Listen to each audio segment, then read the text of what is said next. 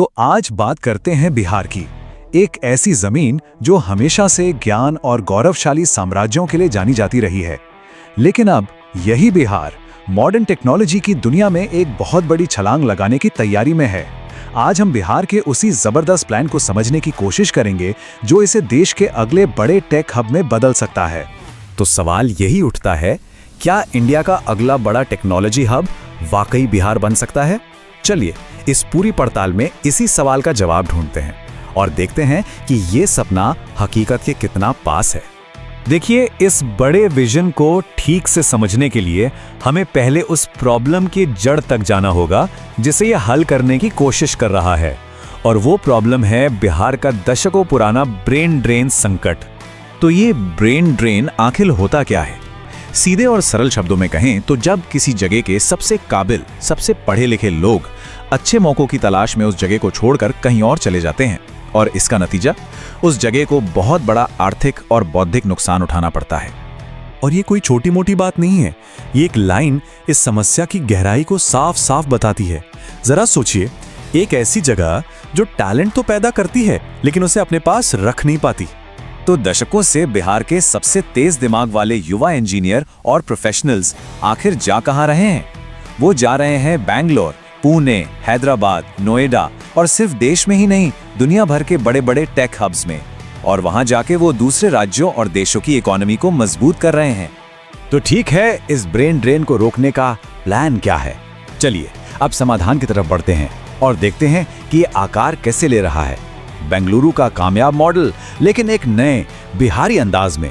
यहाँ बिहार सरकार के इरादे को देखना होगा। वो सीधे सीधे इंडिया के सबसे बड़े आईटी हब बेंगलुरु से प्रेरणा ले रही हैं। बेंगलुरु की इलेक्ट्रॉनिक सिटी जो 800 एकड़ में फैली हैं और जहां इन्फोसिस, विप्रो जैसी 200 से ज्यादा कंपनियां हैं। बिहार बिल्कुल उसी सफलता को दोहराना चाहता है, और इसके लिए अधिकारियों की एक टीम ने बाकायदा बेंगलुरु जाकर वहां के इकोसिस्टम को समझा, ताकि पटना के पास सोनपुर में वैसा ही कुछ खड़ा किया जा सके। तो वो कौन सी खास चीजें हैं जिन्हें बिहार कॉपी करना चाहता है? सबसे पहले वर्ल्ड क्लास फैसिलिटीज, फिर प्लग एंड प्ले इंफ्रास्ट्रक्चर, मतलब कंपनियों को बस अपना सामान लेकर आना है और काम शुरू कर देना है।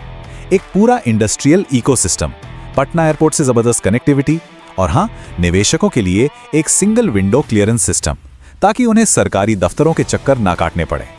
और ये जानना बहुत जरूरी है कि ये इलेक्ट्रॉनिक सिटी कोई अकेला प्रोजेक्ट नहीं है। ये असल में पटना के चारों ओर एक बहुत बड़े इंडस्ट्रियल कॉरिडोर को बनाने की रणनीति का एक अहम हिस्सा है। सोचिए, इसी कॉरिडोर में एक फिनटेक सिटी होगी, एक लॉजिस्टिक्स पार्क होगा और एक एजुकेशन सिटी भी होगी। ये सब मिलकर इस पूरे इलाके की तस्वीर बदल सकते हैं। अब आते हैं इस कहानी के सबसे अहम मोड़ पर, वो है नौकरियों की वापसी। देखिए, यहाँ बात सिर्फ सॉफ्टवेयर या आईटी सर्विसेज की नहीं हो रही। इस योजना का एक बहुत बड़ा फोकस हार्डवेयर और इलेक्ट्रॉनिक्स मैन्युफैक्चरिंग पर भी है। मतलब ट्रांजिस्टर, माइक्रो प्रोसेसर जैसे छोटे छोटे कंपोनेंट्स से लेकर स्मार्टफोन, लैपटॉप और स्मार्ट टीवी बनाने तक।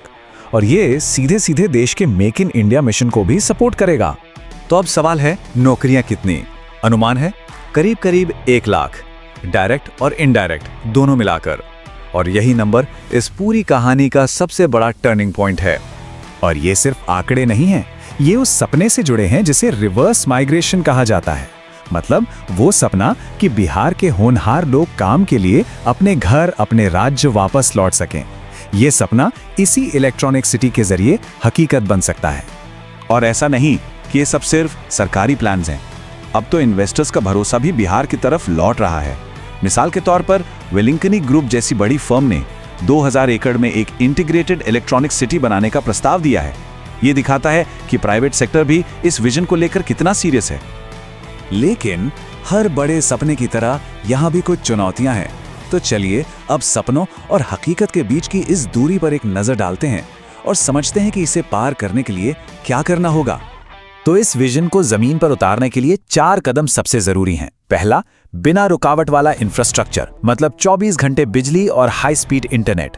दूसरा, स्किल्ड वर्कफोर्स, यानी युवाओं को आज की इंडस्ट्री के हिसाब से ट्रेनिंग देना। तीसरा, एक सुरक्षित माहौल, मतलब अच्छी कानून व्यवस्था। और चौथा, ईज ऑफ डूइंग बिजनेस, ताकि कंपनियों को परमिशन के लिए भटकना न पड़े।